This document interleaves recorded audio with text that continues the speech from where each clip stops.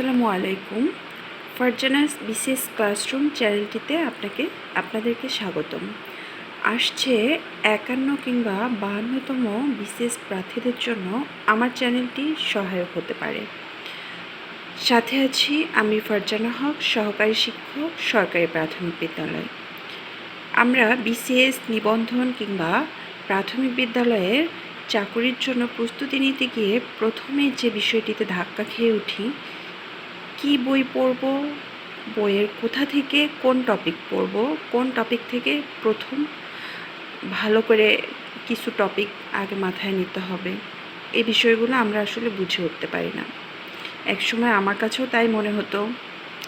এরপর পড়াশোনা ধীরে ধীরে শুরু হয়, তারপরে একটা চাকুরি পেয়ে যাই।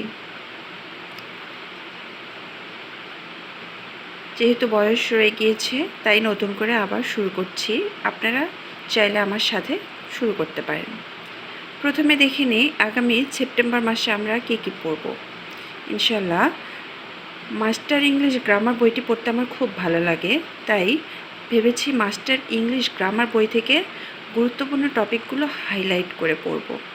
আপনাদের তাহলে কি হবে, কোন টপিকগুলো থেকে বারবার করে প্রশ্ন আসে, কোন রুলসগুলো বারবার করে পড়তে হবে, সেই বিষয়টা আপনাদের জানা থাকবে। তাহলে আমার সঙ্গে আপনারা পড়তে পারেন। এরপর বর্তমানের বাজারে মিহির জিকে যে বইটি রয়েছে, এটি খুব হাইপের একটা বই। এই বই থেকে আমরা বাংলাদেশ বিষয়ে বলি, আন্তর্জাতিক বিষয়ে বলি, ভূগোল, নৈতিকতা, মূল্যবোধ, সুশাসন বিষয়ে বিগত বছরে যে প্রশ্নগুলো এসেছে সেগুলো সহ গুরুত্বপূর্ণ টপিকগুলো বুঝে বুঝে পড়ব। চাইলে আপনারা কিছু কিছু নোটও রাখতে পারেন। এর আগে আমি নোটগুলো করেছিলাম, যেহেতু পরিবর্তিত বিশ্ব ব্যবস্থা আমাদের বাংলাদেশের প্রেক্ষাপটে অনেক চেঞ্জ এসেছে, তাই হয়তো আমাকে নতুন করে করতে হবে। এরপর আমরা সকলেই জানি বিসিএস রিটেন প্রিপারেশনের ক্ষেত্রে ইংলিশ এক মহাসমুদ্র। ইংলিশ ফার্স্ট পেপার বলতে দুটো পার্ট রয়েছে।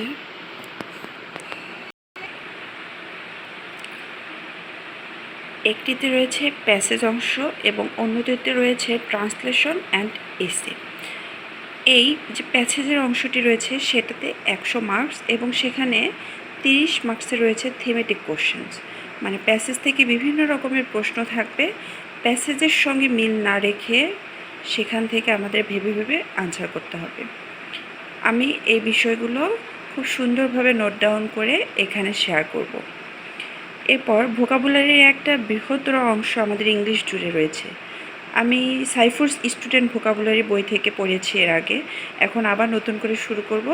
এখন আমি চেষ্টা করব প্রতিদিন 10টি ওয়ার্ড এর সিনোনিম অর্থ সহ পড়ব এবং সেন্টেন্স মেক করব।